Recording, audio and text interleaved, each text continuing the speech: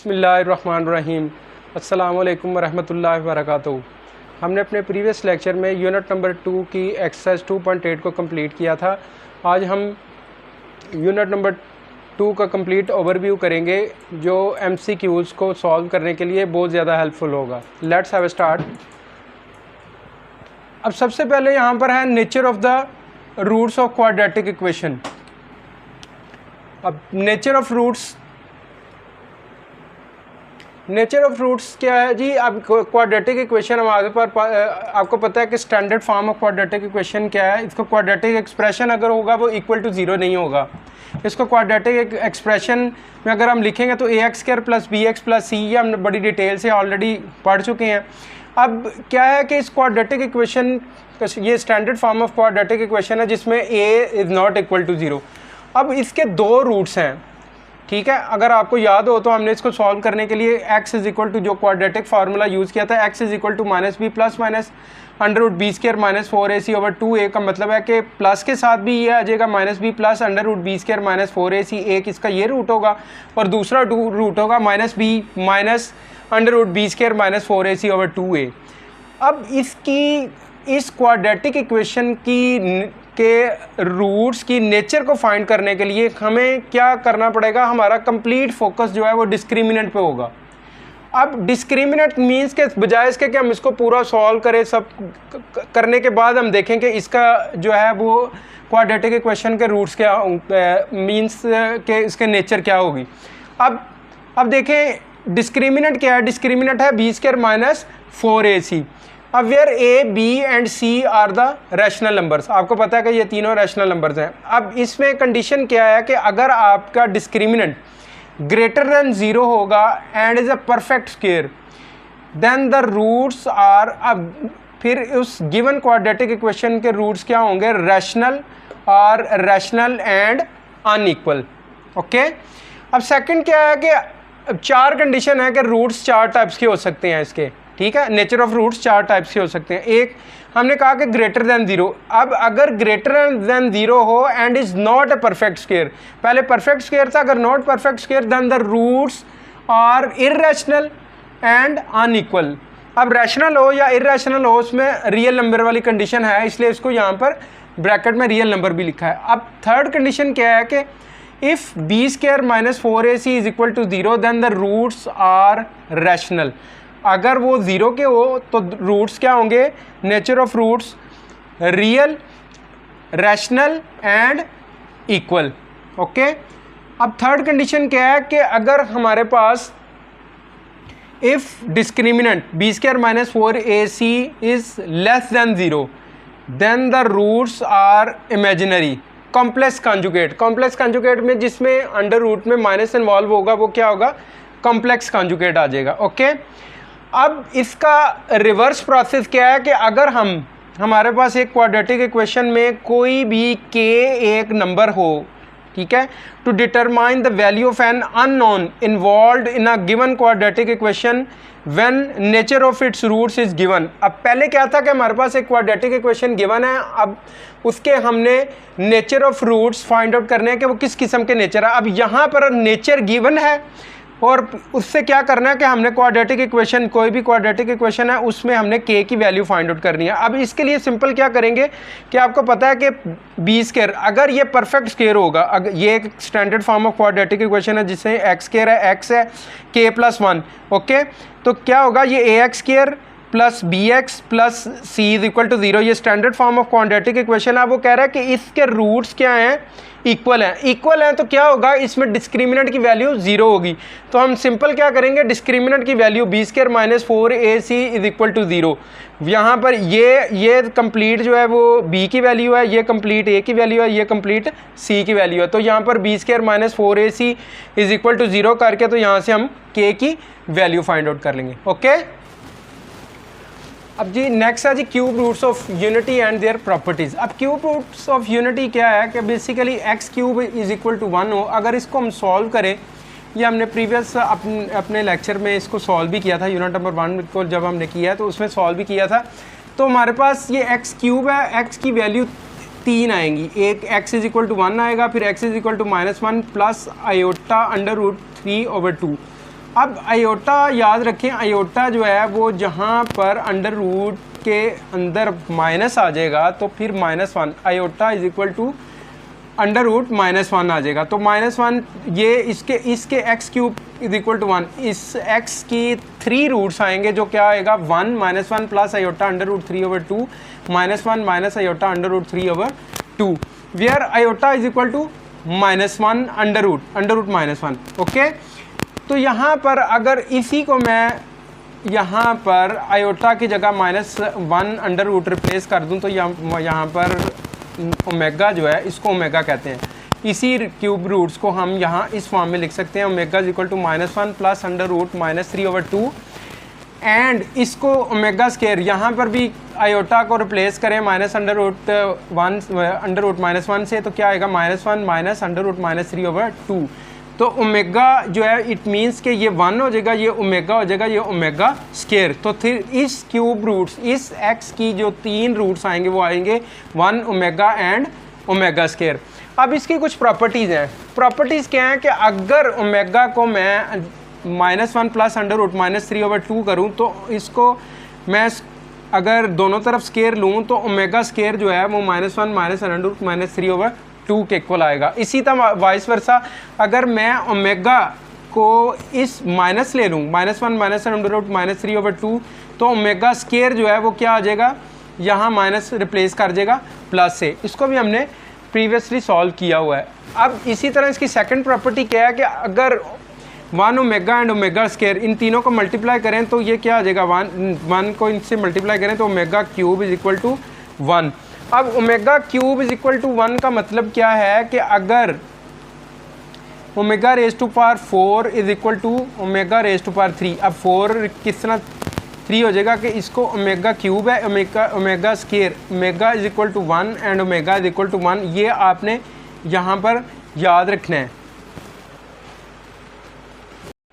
अब देखें कि omega 4 is equal to omega cube. अब ओमेगा 4 जो है यहाँ पर अगर मैं ओमेगा 4 को मैं लिख सकता हूँ ओमेगा क्यूब इंटू ओमेगा, ठीक है। ओमेगा क्यूब में हम ऑलरेडी कह चुके हैं सेकंड प्रॉपर्टी में कि ओमेगा क्यूब जो है वो 1 के इक्वल है। तो ये क्या हो जाएगा 1 इंटू ओमेगा, तो ये ओमेगा इट मीन्स के ओमेगा 4 को हम ओमेगा क्यूब इंटू ओमेगा और 1 इंटू ओमेगा लिख सकते हैं। ये हमने आगे प्रॉपर्टीज़ में यूज़ करना है, इसलिए यहाँ पर ये लिखा है। ओके, अब इसकी थर्ड प्रॉपर्टी क्या है? थर्ड प्रॉपर्टी क्या है कि जी omega cube is equal to 1 है, तो ओमेगा स्केयर इंटू ओमेगा अभी हमने देखा इज इक्वल टू 1 के। इसी तरह omega is equal to 1 over omega square और omega square is equal to 1 over omega. अब ये इसकी थर्ड प्रॉपर्टी। अब फोर्थ प्रॉपर्टी क्या है कि 1 प्लस ओमेगा स्केयर, ये सारी चीज़ें हमने वहाँ पर बड़ी डिटेल से देखी, हम यहाँ पर ओवरव्यू कर रहे हैं। तो ओवरव्यू में सिर्फ ये चीज़ें एक दफ़ा हमने रिवाइज़ करनी है ताकि हम MCQs को ईजिली सॉल्व कर सकें। अब यहाँ पर क्या है कि क्यूब रूट्स हैं, cube roots 1 into omega square है, तो अगर इन तीनों को 1 प्लस ओमेगा स्केयर को ऐड करें तो ये हमारे पास क्या आ जाएगा 0 के इक्वल। इसी तरह हम इसको ड्राइव कर सकते हैं कि अब 1 प्लस ओमेगा है तो मैं इसको 1 plus omega is equal to ये माइनस ओमेगा स्केयर लिख सकता हूँ।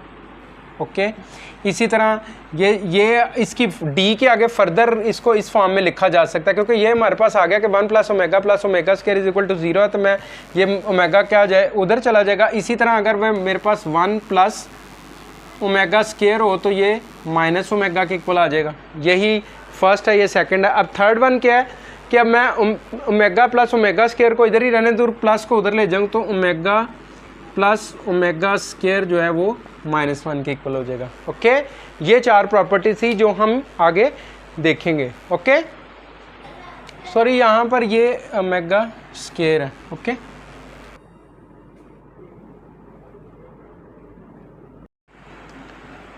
अब नेक्स्ट है जी roots and coefficient of a quadratic equation. अब आपको पता है कि standard form of a quadratic equation क्या है, ax square plus bx plus c is equal to 0। अब where a, b are the coefficient of x square and x respectively while c is the constant value। ये हमने बड़ी detail से standard form of quadratic equation. अब इसके standard form of quadratic equation, अब इससे quadratic equation का solution क्या था, जो क्वाड्रेटिक फार्मूला है वो x is equal to minus b plus minus under root b square minus 4ac over 2a। अब ये क्या है, ये क्वाड्रेटिक इक्वेशन के दो रूट्स हैं। अब अगर हम इसको लेट सपोज कर लें कि ये अल्फ़ा के इक्वल है और ये बीटा के इक्वल है, तो हम दोनों को का सम करेंगे, सम ऑफ द रूट्स। अब ये एक इसका ये रूट है minus b plus under root b square minus 4ac over 2a, और सेकंड रूट है minus b minus under root b square minus 4ac over 2a। आपको याद होगा कि हमने स्टैंडर्ड फार्मूला लिखा था कि ये क्वाड्रेटिक फार्मूला है minus b x is equal to minus b plus minus under root b square minus 4ac over 2a। इसका मतलब है कि क्या है कि उसके दो रूट्स हैं। इसको हमने पहले को minus b plus under root minus b square minus 4ac over 2a को वो अल्फ़ा कह दिया, और minus b minus under root b square minus 4ac over 2a को हमने क्या कह दिया है, बीटा कह दिया है। तो सम ऑफ द रूट्स क्या हो गए, अल्फ़ा प्लस बीटा। अगर इसको सॉल्व करेंगे तो क्या आएगा, S is equal to alpha plus beta. Sum of the roots इन दोनों को सॉल्व करने से अब क्या आ जाएगा, अल्फ़ा प्लस बीटा। ये माइनस बी ओवर ए के इक्वल है coefficient of X divided by coefficient of X square.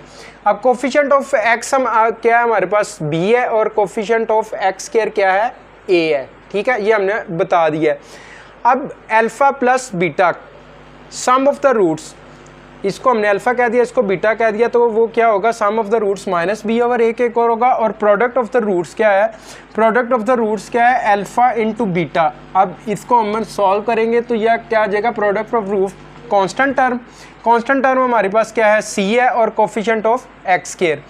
तो अब हमने फॉर्मेशन करनी है, formation of a quadratic equation. Next है जी फॉर्मेशन ऑफ, अगर हम सपोज कर लेते हैं कि let alpha and beta are the required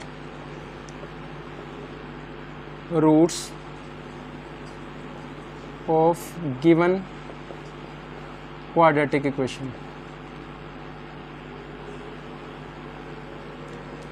quadratic equation, अगर वो अल्फ़ा और बीटा क्वाड्रेटिक इक्वेशन के रूट्स हों तो फिर क्या होगा। अब अगर हम इसको अल्फ़ा को भी ज़ीरो के इक्वल कह रहे हैं और बीटा को भी ज़ीरो के इक्वल कह दें, ठीक है। सॉरी, अगर हम let alpha and beta are the required roots of the given quadratic equation, तो हम क्या करेंगे, लेट कर लेंगे, हम सपोज कर लेते हैं let x is equal to alpha and x is equal to beta. Okay, तो ये क्या हो जाएगा, alpha minus x minus alpha, sorry x minus alpha is equal to zero, और x minus beta is equal to zero. अगर मैं इन दोनों को इस तरह कर दूं, x minus alpha into x minus beta is equal to zero, दोनों ज़ीरो हैं, तो मैं दोनों को मल्टीप्लाई कर, लेफ्ट हैंड साइड को लेफ्ट हैंड साइड से, राइट हैंड साइड को राइट हैंड साइड से मल्टीप्लाई करें तो x। अब यहाँ पर मेरे पास क्या आ जाएगा, इसको मैं मल्टीप्लाई करता हूँ, x square minus x into beta minus alpha into x plus alpha beta is equal to zero.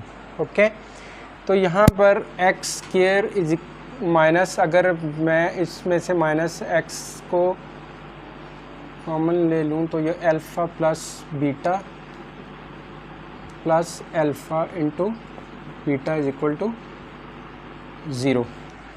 अब देखिए standard form of the quadratic equation क्या है, x square plus ax square plus bx plus c is equal to zero. अब इसको अगर मैं देखें तो ये अल्फ़ा प्लस बीटा क्या है, sum of root, sum of the root क्या है हमारे पास, माइनस बी ओवर ए।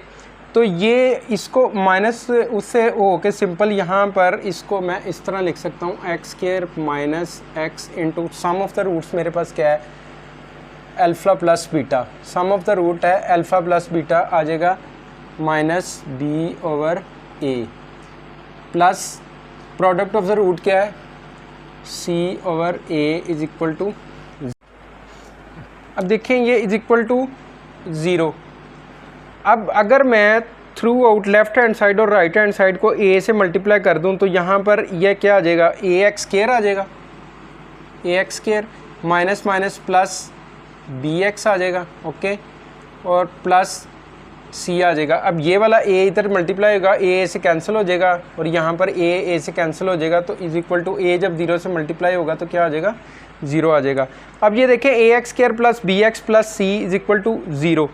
अब ये देखें ये फॉर्मेशन हमने कर ली, क्या किया कि हमने स्टैंडर्ड फॉर्म ऑफ क्वाड्रेटिक ये क्वाड्रेटिक इक्वेशन फॉर्म कर ली।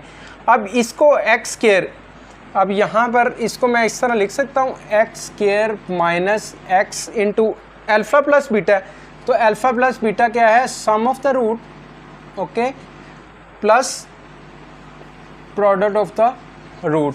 तो इसको फिर मैं किस तरह लिख सकता हूँ, इस फॉर्म को मैं डायरेक्ट इस तरह लिख सकता हूँ x² minus sum of the root into x plus product of the root is equal to 0, okay. अब जी नेक्स्ट है जी सिंथेटिक डिवीजन। अब सिंथेटिक डिवीजन क्या है, basically synthetic division is the process of finding the quotient and reminder when a polynomial is divided by linear polynomial. अब linear polynomial क्या है, लीनियर पॉलिनोमियल वो है जिसमें वेरिएबल की मैक्सिमम पावर 1 हो। अब ये देखें, अब वो कह रहा है कि इस पॉलिनोमियल को p(x) 5x4 plus x³ minus 3x को डिवाइड करना है बाय x माइनस 2, ये लीनियर पॉलिनोमियल है। अब फाइंड क्या करना है हमने, रिमाइंडर एंड कोशेंट। अब देखें अगर मैं इसको 5 को डिवाइड करूँ 2, ये डिवाइज़र है, ये डिविडेंड है जिसने डिवाइड होना है, और ये कोशेंट है और ये आगे रिमाइंडर है, ठीक है। अब देखें सिंथेटिक डिवीजन में क्या करना है हमने कि ये p(x) इसको हमने क्या करना है कि डिसेंडिंग ऑर्डर में लिखना है कि कोफिशिएंट ऑफ, अब x4 जो है वो आ जाएगा 4 प्लस स्केयर नहीं है तो मैं इसको 0 इंटू x² लिख देता हूँ, ठीक है। तो कोफिशिएंट ऑफ x², उसके बाद सॉरी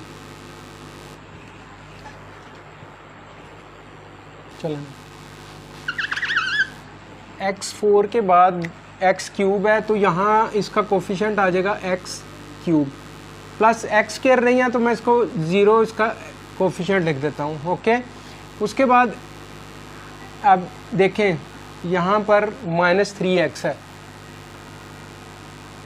-3 इंटू x। अब ये क्या है कि कोफिशिएंट ऑफ ये x4 x³ x², इसको डिसेंडिंग ऑर्डर में लिखना है, और x, अब x आ गया। उसके बाद x के बाद हमारे पास क्या आएगा, इसको रब कर देता हूँ,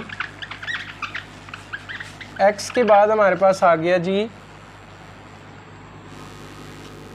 4 3 2 1, अब 0 कांस्टेंट की वैल्यू, अब 0 हमारे पास कांस्टेंट की वैल्यू 0 है, तो यहाँ पर क्या आ जाएगा, अब देखें यहाँ 4 3 2 1 0, ओके। ये इस तरह चलेगा कि x⁻0, x⁻1, x⁻2, x⁻3, x⁻4, इस तरह इस ऑर्डर में चलेगा। और ये x-2 है, इसको हम क्या करेंगे कि ये डिवाइड, अब इसको सिंपल x-2 को हम लिख लेंगे कि x-a, तो x की वैल्यू a आ जाएगी, तो फिर यहाँ पर इसी तरह इसको x की वैल्यू यहाँ पर ये 0 आ जाएगा, तो यहाँ पर x की वैल्यू आ जाएगी 2। इट मीन्स कि 2 से हमने इसको डिवाइड करना है। अब ये बेसिकली शॉर्टकट मेथड है, इतनी लॉन्ग डिवीजन से बचने के लिए एक शॉर्टकट मेथड है। इसको हमने क्या किया, पहले हमने कोफिशिएंट फाइंड आउट कर लिए इसको डिसेंडिंग ऑर्डर में। अब x4 का कोफिशिएंट क्या है 5, उसके बाद x³ है, इसका कोफिशिएंट है 1, उसके बाद इसका कोफिशिएंट आ जाएगा 0, इसके बाद आ जाएगा -3 और ये आ जाएगा 0, ओके। अब ये 2 से डिवाइड हो रहा है तो 2, ये 5 एज इट इज़ नीचे आ जाएगा, ठीक है। 5 2s are 10, ओके, तो यहाँ आ जाएगा 10, ओके। अब 10 + 1 11 2s are 22, ओके। 22 + 0, ये फिर 22 आ जाएगा। 22 को 2 से मल्टीप्लाई करेंगे तो क्या आ जाएगा 44। अब ये जब 44 इसमें प्लस होगा तो यहाँ पर क्या आ जाएगा, 44 इसमें प्लस होगा तो क्या आ जाएगा इसमें, यहाँ पर ये आ जाएगा 41। ओके, जब 41 को 2 से मल्टीप्लाई करेंगे तो क्या आ जाएगा 2 1 2। अब ये देखें सिंपल, यहाँ पर 82 को 0 में ऐड करेंगे तो यह आ जाएगा। अब ये बेसिकली आ गया रिमाइंडर। ओके, अब इसको ये है कोशेंट। अब कोशेंट इसको हम Q ऑफ X लिख देते हैं कोशेंट को। अब ये देखें ये आ जाएगा 1 2 3। अब ये x रेज़ टू पावर 4 था ना, अब यार ये रह जाएगा 5x raise to power 3, okay, plus 11x raise to power 2 plus 22x plus 41। ये आपका आ गया कोशेंट और इसको कह देंगे हम कोशेंट। ओके, यही हमने फाइंड आउट करना था कोशेंट।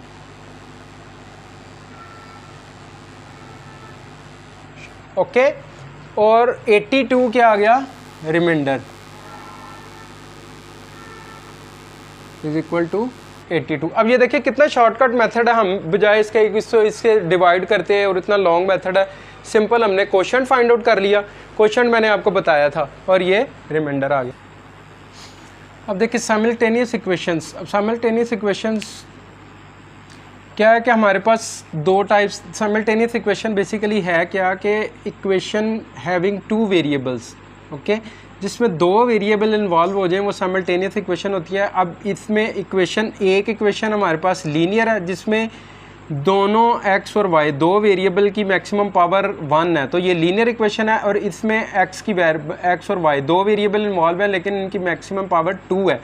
2 का मतलब है कि ये क्या है, क्वाड्रेटिक इक्वेशन है विथ 2 वेरिएबल। ओके, तो क्या करेंगे, यहाँ से हम x या y की वैल्यू फाइंड, पहली इक्वेशन से, इस इक्वेशन 1 से x या y की वैल्यू को एलिमिनेट करेंगे और इसको कंप्लीट इसमें पुट कर देंगे।